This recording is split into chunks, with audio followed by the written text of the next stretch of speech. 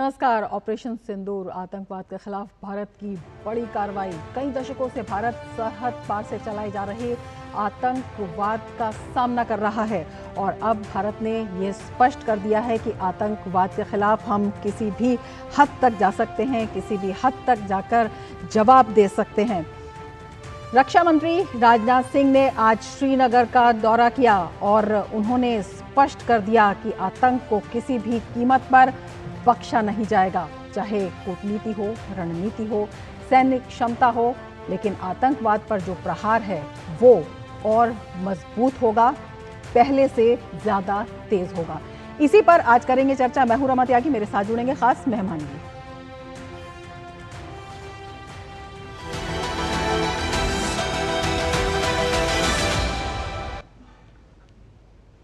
तो चर्चा की शुरुआत करेंगे, लेकिन हम आपको बता दें कि भारत का रुख साफ है, नया नॉर्मल स्पष्ट है, आतंकवाद के खिलाफ सटीक है। आतंकवाद और वार्ता एक साथ नहीं चल सकते। पाकिस्तान के साथ वार्ता केवल आतंकवाद और पीओके पर ही होगी। सुनाते हैं आपको रक्षा मंत्री राजनाथ सिंह की पाकिस्तान को खरी खरी। हमारे प्रधानमंत्री नरेंद्र मोदी जी ने दो टूक शब्दों में आतंकवाद के खिलाफ भारत की नीति को रीडिफाइन कर दिया है, इसे परिभाषित कर दिया है, जो यह कहती है कि हिंदुस्तान की सरजमी पर किया गया कोई भी आतंकी हमला एक एक्ट ऑफ वार माना जाएगा। साथ ही हमारे प्रधानमंत्री ने यह भी साफ कर दिया है, आतंक और बातचीत कदापि एक साथ नहीं चलेंगे और अगर बात होगी तो आतंकवाद पर होगी और पाक ऑक्युपाइड कश्मीर पर ही होगी। तो भारत के रक्षा मंत्री ने दो टूक कहा, आतंकवादियों ने भारत के माथे पर वार किया, भारत ने उनकी छाती पर वार किया। साथ ही पाकिस्तान को दी कड़ी चेतावनी भी। आतंकवादियों ने पहलगाम में आतंकवादी घटना को अंजाम देकर भारत के मस्तक पर चोट पहुंचाने की कोशिश की है। भारत की सामाजिक एकता को तोड़ने का भी प्रयास किया गया है। उन्होंने भारत के माथे पर वार किया, हमने उनकी छाती पर वार किया है और छाती पर घाव किया है। पाकिस्तान के जख्मों का इलाज इसी बात में है कि वह भारत विरोधी और आतंकवादी संगठनों को पनाह देना बंद करे और अपनी जमीन का इस्तेमाल भारत के खिलाफ किसी भी सूरत में न होने दे। तो साफ कर दिया है रक्षा मंत्री राजनाथ सिंह ने। उन्होंने जोर देते हुए ये भी कहा कि पाकिस्तान जैसे गैर जिम्मेदार हाथों में परमाणु हथियार कितने सुरक्षित हैं। उन्होंने पाकिस्तान के एटमी हथियारों को IAEA की निगरानी में लिए जाने की मांग की। और हमारे साथ जो हैं हमारे खास मेहमान जुड़ चुके हैं। अपने सभी मेहमानों का हम स्वागत करते हैं। हमारे साथ ब्रिगेडियर जीवन जुड़े हैं, हमारे साथ हमारे सहयोगी अश्विनी मिश्रा भी जुड़े हुए हैं।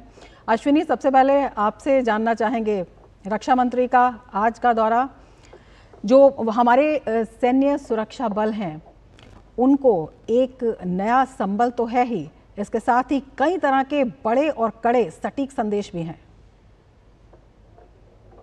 निश्चित तौर से रमा, अगर देखें कि जिस तरीके से रक्षा मंत्री राजनाथ सिंह श्रीनगर पहुंचे, हवाई अड्डे पर उनका LG मनोज सिन्हा, मुख्यमंत्री उमर अब्दुल्ला, वरिष्ठ सैन्य अधिकारियों ने उनका स्वागत किया और उसके बाद उन्होंने बदामी बाग कैंट एरिया में जो है वहां पर उच्च स्तरीय बैठक की सैन्य अधिकारियों के साथ, साथ ही साथ LG मनोज सिन्हा और उमर अब्दुल्ला और के साथ अन्य जो घाटी की आंतरिक चुनौतियां, आंतरिक जो सुरक्षा स्थिति है उन पर भी विचार विमर्श किया। तो चाहे लाइन ऑफ कंट्रोल की स्थिति की बात हो, चाहे इंटरनेशनल बॉर्डर की स्थिति की बात हो, कश्मीर से जुड़े, पाकिस्तान के लाइन ऑफ कंट्रोल से जुड़े जो क्षेत्र हैं वहाँ पर जो सीमांत गांव, जिनको अब हम प्रथम गांव कहते हैं, वहाँ पर लोगों की सहूलियतें, वहाँ पर लोगों के जो और रीइंफोर्समेंट है, उनको और ज़्यादा सुविधाएं या फिर उनकी जो आवश्यकताएं हैं उनको किस तरीके से पूरा किया जाए, और साथ ही साथ जो सीमा पर और वर्तमान समय में आंतरिक रूप में जो चुनौतियाँ हैं इन पर विस्तार से चर्चा हुई। इस तरीके से आपने बताया भी, दिखाया भी कि यहाँ पर उन्होंने जब वीर सपूतों को संबोधित करते हुए ये कहा कि वो 140 करोड़ देशवासियों की तरफ से एक सामान्य नागरिक की हैसियत से और साथ ही साथ रक्षा मंत्री की हैसियत से कृतज्ञता ज्ञापन करने आए हैं, दुआएं देने आए हैं, प्रार्थना करने आए हैं और साथ ही साथ उनको सलाम करने आए हैं जिन्होंने अपने अदम्य साहस, पराक्रम और शौर्य से पाकिस्तान को घुटने पर ला दिया और पाकिस्तान को अपूरणीय क्षति पहुंचाई है, जिसका अंदाजा पाकिस्तान लगातार करता जा रहा है। जिस तरीके से ऑपरेशन सिंदूर में भारत ने वहां के आतंकवादी ठिकानों को निशाना बनाया और जब पाकिस्तान ने सैन्य ठिकानों को निशाना बनाने की कोशिश की हमारे, तो 11 से ज़्यादा एयरबेस समेत उनको ऐसी अपूरणीय क्षति पहुंचाई गई कि पाकिस्तान पूरी तरीके से घुटने पर आ गया। एक बेहद महत्वपूर्ण जो बात उन्होंने कही कि पाकिस्तान जैसे उद्धत उन्मादी देश के हाथ में परमाणु हथियार कहीं ना कहीं पूरे विश्व के लिए खतरा है। उन्होंने कहा कि जिस तरीके से युद्ध संघर्ष शुरू होने के पहले ही पाकिस्तान के अनेक नेता बार बार ये गीदड़ भभकी दिया करते थे एटॉमिक युद्ध का, उसको भारत ने साफ तरीके से तो कह दिया है कि कोई न्यूक्लियर ब्लैकमेल नहीं सहा जाएगा। लेकिन साथ ही साथ विश्व को ये समझना चाहिए कि एक जिम्मेदार परमाणु शक्ति भारत है, उसने कभी भी इस तरीके की कोई बातें नहीं की। आक्रमण में भी हमने किसी तरीके से परमाणु संसाधन या अन्य चीज़ों को निशाना बनाने की भी कोशिश नहीं की। लेकिन पाकिस्तान के जो गैर जिम्मेदाराना बयान है, बिल्कुल साफ तौर पर कहा है कि भारत हर तरीके से सक्षम है, किसी भी तरह की गीदड़ भभकी में भारत अब आने वाला नहीं है।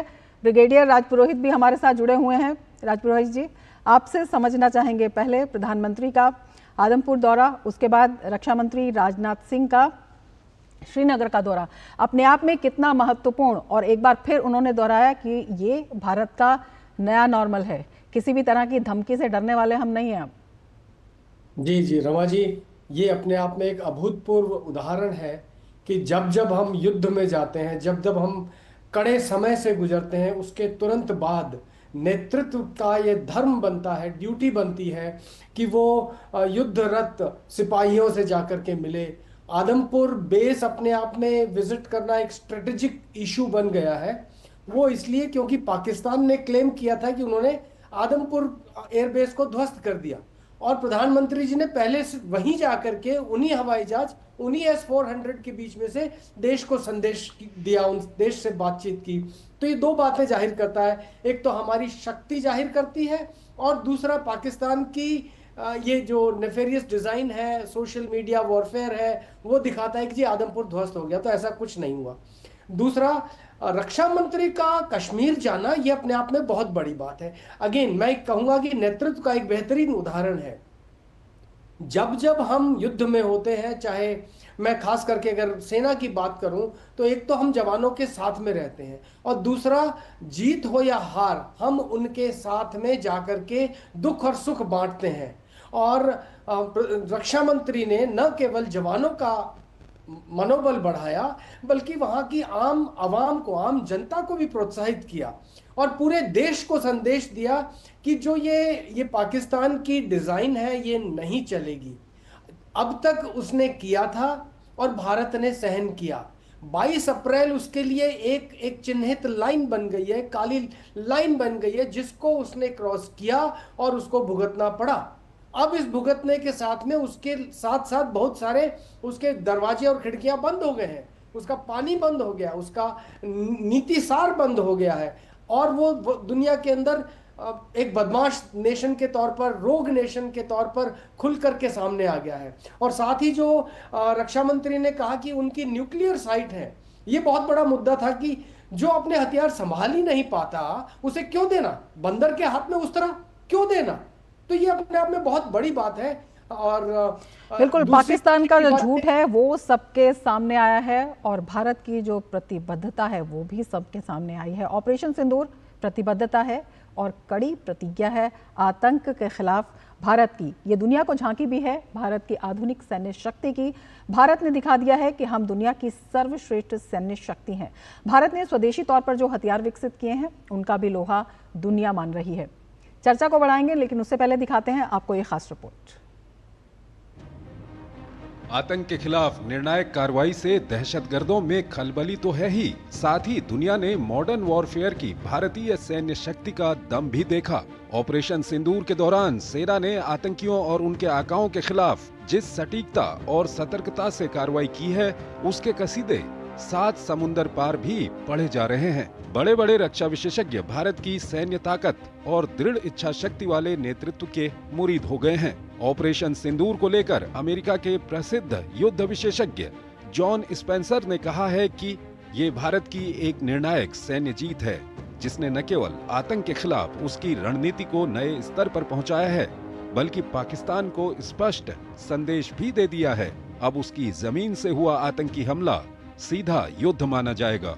उनका कहना है कि ये एक सिर्फ प्रतीकात्मक कार्रवाई नहीं थी, बल्कि एक सोच समझकर की गई सैन्य रणनीति थी। जॉन स्पेंसर ने लिखा है कि भारत का उद्देश्य साफ था, तरीका स्पष्ट और नेतृत्व मजबूत। उन्होंने भारत के संयम की भी तारीफ की। इससे एक दिन पहले ऑस्ट्रियाई एविएशन एनालिस्ट टॉम कूपर ने भारत के शौर्य की तारीफ की थी। उन्होंने 3-4 दिन की कार्रवाई को भारत की बड़ी विजय बताया। दरअसल स्वदेशी हथियारों ने दुनिया को अपना लोहा मनवाने पर मजबूर कर दिया है। आकाश से वार और ब्रह्मोस से प्रहार ने न सिर्फ पाकिस्तान में मौजूद आतंक के अड्डों को तबाह कर दिया, बल्कि पाकिस्तान के सैन्य ठिकानों को भी भारी नुकसान पहुंचाया। इतना ही नहीं, स्वदेशी भारतीय रक्षा प्रणालियों ने पाकिस्तानी ड्रोन्स और मिसाइल हमलों को बुरी तरह नाकाम कर दिया। इस सैन्य अभियान में भारतीय रक्षा प्रणालियों जैसे बराक 8, आकाश और डीआरडीओ की एंटी ड्रोन तकनीकों ने महत्वपूर्ण भूमिका निभाई। समूचे विश्व में इस बात की चर्चा हो रही है कि आखिर ऑपरेशन सिंदूर के दौरान भारत की स्वदेशी रक्षा प्रणालियां कैसे गेम चेंजर साबित हुईं। भारतीय वायुसेना ने ब्रह्मोस सुपरसोनिक क्रूज मिसाइलों से पाकिस्तानी एयरबेस पर सटीक हमले किए। पाकिस्तान ने जब भारतीय शहरों पर हमला किया तो इसे ठिकाने लगाने में आकाश मिसाइल ने निर्णायक भूमिका निभाई। आकाश को रक्षा अनुसंधान एवं विकास संगठन यानी डीआरडीओ ने तैयार किया है। भारत के अभेद्य वायु सुरक्षा कवच में सबसे महत्वपूर्ण है बराक 8 मिसाइल। ये तेज स्पीड से आने वाली दुश्मन की हर मिसाइल की पहचान कर इसे पल भर में ढेर कर देती है। भारत ने ड्रोन हमलों को रोकने के लिए नागास्त्र 1 का भी इस्तेमाल किया। जीपीएस का इस्तेमाल करने वाले इस हथियार ने पाकिस्तान की नींद उड़ा रखी थी। तो भारत की सैनिक क्षमता का दुनिया मान रही है लोहा। हमारे साथ खास मेहमान जुड़े हुए हैं इस कार्यक्रम में। हमारे साथ अशोक सज्जनहार जी भी जुड़ गए हैं, पूर्व वरिष्ठ राजनयिक हैं। सज्जनहार जी, बहुत स्वागत है आपका हमारे इस कार्यक्रम में। और आपसे यही जानना चाहेंगे, जिस तरह से भारत की आतंक के खिलाफ जो कार्रवाई हुई है, भारत का जो नया नॉर्मल है, दुनिया भी उसका स्वागत कर रही है। जिस तरह से देखा कि अलग अलग देशों के वरिष्ठ जो विश्लेषक हैं, सैन्य विश्लेषक हैं, उनकी टिप्पणी आई है। और पाकिस्तान जिस तरह से बेनकाब हुआ है वो तो अलग बात है, लेकिन आगे आतंक के आकाओं की खैर नहीं है, ये कैसे साफ होता है?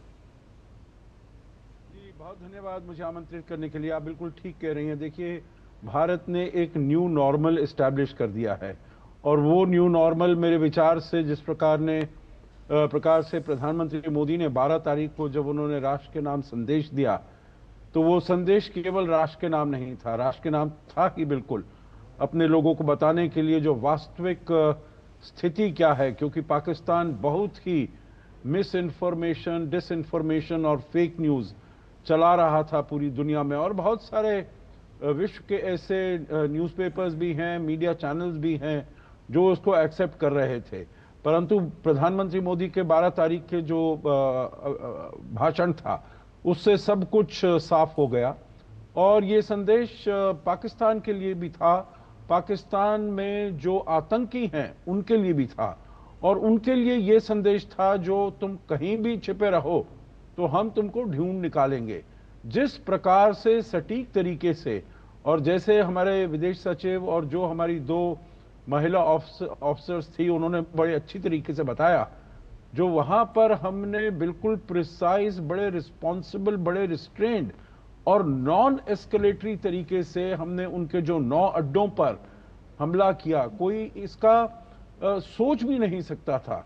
और पाकिस्तान तो बिल्कुल एकदम उसको ऐसा लगा, मालूम ही नहीं चला जो क्या हुआ है। और 9 के 9 अड्डे सभी के सभी खत्म हो गए, चाहे वो बहावलपुर हो, मुरीद के हो, पाकिस्तान ऑक्यूपाइड कश्मीर में 5 अड्डे हों, तो इन सबको एकदम नेस्तनाबूद कर दिया, ध्वस्त कर दिया। और दूसरी बात है जो प्रधानमंत्री मोदी ने कहा, जो ट्रेड और टेरर साथ में नहीं चलेगा, टॉक्स एंड टेरर साथ में नहीं चलेगा, और खून और पानी साथ में नहीं बहेगा। तो अब सीज फायर तो हो गया है, परंतु जो इंडस वाटर ट्रीटी है वो अभी तक स्थगित है, वो अभी तक स्थगित रहेगी। और जब ये भी कहा, जो न्यूक्लियर ब्लैकमेल इसका प्रयोग हमेशा पाकिस्तान करता है।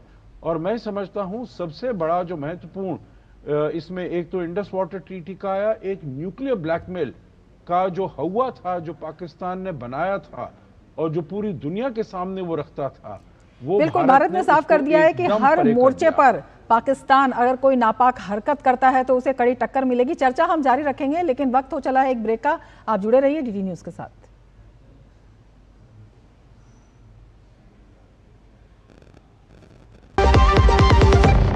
जब विश्व चाय की बात बोलती है तो असम की बात आती है और हम गौरव फील करते हैं। सच में लाजवाब हमारी चाय, असम की चाय। 200 glorious years of Assam tea. The saga will continue for many more centuries to come.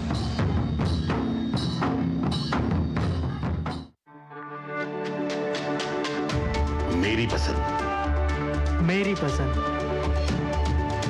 मेरी पसंद, मेरी पसंद,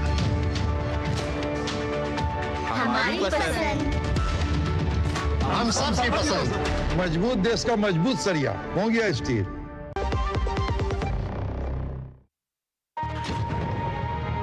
आज से ये है मेरा नया पता, यानी डीडी न्यूज का न्यूज रूम। अगर आप एक ऐसा शो मिस करते हैं जो 100% विश्वसनीय है, जिस पर आप आंख बंद करके भरोसा कर सकते हैं, तो आज रात 9 बजे से देखिए मेरे साथ डी कोड डीडी न्यूज पर, जिसमें हम हर खबर को आपके लिए सुलझाएंगे।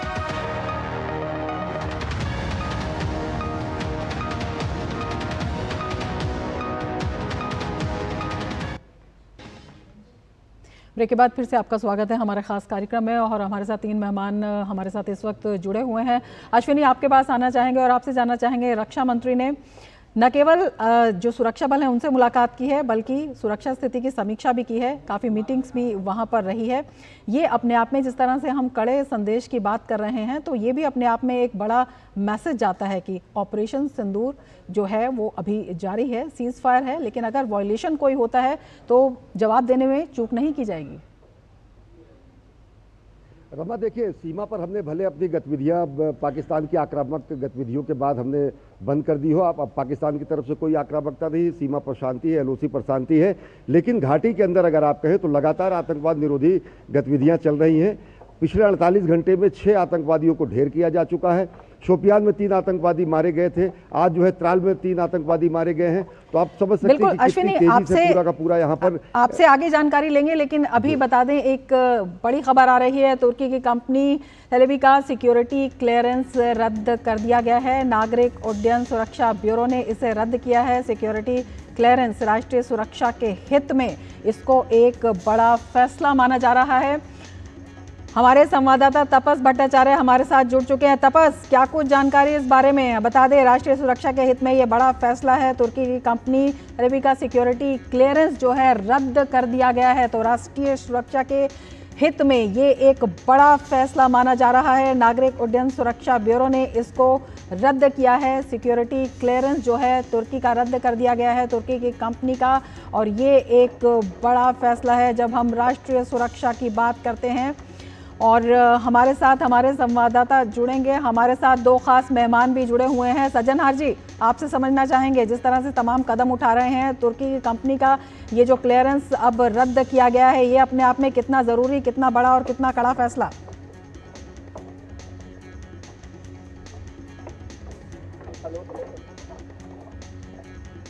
कि ये हमारे यहाँ पर क्लियरेंस करती हैं, यहाँ पर ये एविएशन कंपनी है, ट्रांसपोर्टेशन कंपनी है, तो उनका जहाँ पर भी है वो कौन सा माल आता है जाता है उसके बारे में उनको सब ज्ञात रहता है। दूसरी महत्वपूर्ण बात ये है, जो सेलेबी के जो ओनर हैं वो वहाँ के तुर्की के राष्ट्रपति एर्दोगान की बेटी है, और एर्दोगान की बेटी जो है उसका विवाह हुआ है बरकतार से, जो कि वो ड्रोन्स बनाते हैं। ये जो लीथल ड्रोन्स हैं जो कि पाकिस्तान को दिए गए हैं तुर्की द्वारा, ये उन्हीं के पति की कंपनी है। तो मतलब ये सभी लोग मिले हुए हैं, और तुर्की जब भारत के विरुद्ध ऐसा रुख अपनाता है तो हमें ये बहुत ही बड़ा सिक्योरिटी रिस्क हो जाता है, और इसकी वजह से इसका क्लियरेंस रद्द करना मैं कहूँगा बहुत ही अच्छा स्टेप है, बहुत ही अच्छा कदम है। बिल्कुल, हमारे संवाददाता तपस भी हमारे साथ जुड़ चुके हैं। तपस, क्या कुछ और जानकारी इस बारे में? देखिए, मैं भी सुन रहा था आपके गेस्ट ने सही कहा। एक तो एक देश में एक गुस्सा है, एक लोगों में इस बात को लेकर कि जहाँ पे इतना कुछ हो रहा था उसके बाद, और जब जिस तरीके से हम लोगों ने मदद की टर्की की, जब उनके वहाँ पे इतना बड़ा हादसा हुआ था, उसके बाद जिस तरीके से एक तरह से कह सकते हैं कि विश्वासघात हुआ है हमारे साथ, भारतीय लोगों के साथ, तो एक गुस्सा जरूर है। और ये जो आया है, ये जो ऑर्डर आया, वो एक तरह से बहुत दिनों से था कि क्या इस पे किया जाए। ये बहुत पुरानी कंपनी, इस पे तो बहुत अलग अलग जगह पे ये काम भी करती है, ऐसा नहीं कि ये सिर्फ भारत में ही काम करती है। ये करीब करीब भारत में ही आप देखिए, दिल्ली एयरपोर्ट के लिए, बेंगलुरु एयरपोर्ट, हैदराबाद, चेन्नई, अहमदाबाद, गोवा, कोच्चि, यहाँ पे करीब ऑलमोस्ट 60,000 के करीब फ्लाइट और करीब 550 जो है 5400 करीब करोड़ का जो ये हैंडल करती है, टन का ये कार्गो एनुअली हैंडल करती है। और इसका बहुत अच्छा, बहुत सारे लोग भी है। लेकिन जिस तरीके से हमने देखा है कि पिछले कुछ दिनों में टर्की का बिहेवियर रहा है, टर्की की तरफ से बयान जारी हुआ है, तो उसके बाद ये डिसीजन लिया गया कि इस तरीके की कंपनी, इस तरीके की जो कंपनीज है जो यहाँ भारत में काम करता हो, ये बहुत ही क्रिटिकल सेक्टर है। मैं आपको बताना चाहूँ, ये बहुत ही क्रिटिकल सेक्टर है। आपको याद होगा जब ये ऑपरेशन सिंदूर चल रहा था, तो पूरे एयरपोर्ट, बहुत सारे करीब 32 एयरपोर्ट्स पे नोटिस लगाया गया था। खतरा बहुत ज्यादा था। इंटरनली एक्सटर्नली सीआईएसएफ की जो तैयारी थी वो ज्यादा इस पे लगाई गई थी कि इसका सिक्योरिटी एस्पेक्ट चेक किया जा सके। तो ये उनको लगा कि ये शायद सिक्योर नहीं है, सिक्योरिटी एस्पेक्ट से ये ठीक नहीं बैठ रहा है, और ये बहुत इंपॉर्टेंट रहा। इस वजह से ये इस पे कार्रवाई की गई। एक जो कंपनी है, ये करीब अगर मैं सही हूँ तो 1958 में ये पहला इन्होंने शुरुआत की थी ग्राउंड हैंडलिंग का। उसके बाद से ये अलग अलग जगहों पे काम करते आए हैं। लेकिन जिस तरीके से पिछले दिनों हमने देखा कि दिल्ली और जो दूसरे एयरपोर्ट पे सिक्योरिटी रिस्क बढ़ा था, उसके चलते ये डिसीजन लिया गया। बिल्कुल तपस, आपसे ये भी जानना चाहेंगे, सिक्योरिटी की दृष्टि से तो ये बड़ा फैसला है ही, तुर्की को कितना बड़ा झटका भी है ये बहुत बड़ा झटका है। मैं जैसे बता रहा हूँ कि भारत बहुत क्रिटिकल था इनके लिए, और ये कंपनी के लिए आप सोचिए, दिल्ली के भारत में ही करीब इनके 7,800 एम्प्लॉइज थे, और उसके साथ साथ ये बहुत बड़ा मार्केट था तुर्की का, ये तुर्की के इस कंपनी के लिए। तो ये दर्शाता है कि भारत तैयार है। ऐसा नहीं कि आप कुछ भी ऐसा इस तरीके की चीजें करेंगे, एडवेंचर करेंगे तो भारत कुछ कहेगा नहीं। हम लोग बिल्कुल हर स्थिति पर भारत की है कड़ी नजर, और तमाम बड़े फैसले लिए जा रहे हैं। तपस, बहुत शुक्रिया तमाम जानकारी के लिए। और हमारे साथ हमारे खास मेहमान भी इस कार्यक्रम में जुड़े हुए हैं। राजपुरोहित जी, आपके पास आना चाहेंगे और आपसे जानना चाहेंगे, लगातार सरकार जिस तरह के फैसले ले रही है, चाहे कूटनीतिक स्तर पर हो, रणनीतिक स्तर पर हो, या फिर आमने सामने के टक्कर देने के स्तर पर हो, किस तरह से देखते हैं? और जब हम मॉडर्न वॉरफेयर की बात करते हैं, उसमें भारत का लोहा जिस तरह से दुनिया ने माना है, भविष्य में ये किस तरह से एक बड़ा भारत का, जिसे कहते हैं, इमेज भी है और भारत की शक्ति को भी दिखाता है?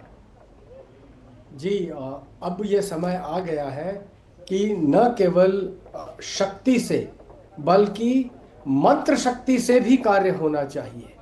युद्ध सभी तरतीब से लड़ा जाना चाहिए। फिजिकल पावर शक्ति वो तो हमने देख ही ली है, लेकिन इसके अलावा डिप्लोमेटिक वॉर, इसके अलावा cyber war, information warfare, space warfare, ये इतने दायरे फैल गए हैं अभी कि हमें चारों तरफ निगाह रखने की जरूरत है। और जैसे अब सेलेबी की बात करें, 2008 से आ रखी है कंपनी। अगर हमें मालूम होता कि इसका इन्वॉल्वमेंट दोनों तरफ है और इतना ज्यादा है, तो हम इसको देश में आने ही नहीं देते। पता नहीं इसने कितनी इंफॉर्मेशन अब तक दाहिने बाएं ली होगी। तो इसलिए हमको जागरूक रहने की जरूरत है। और डायमेंशंस अभी मल्टी डायमेंशनल पर वॉर चल रहा है।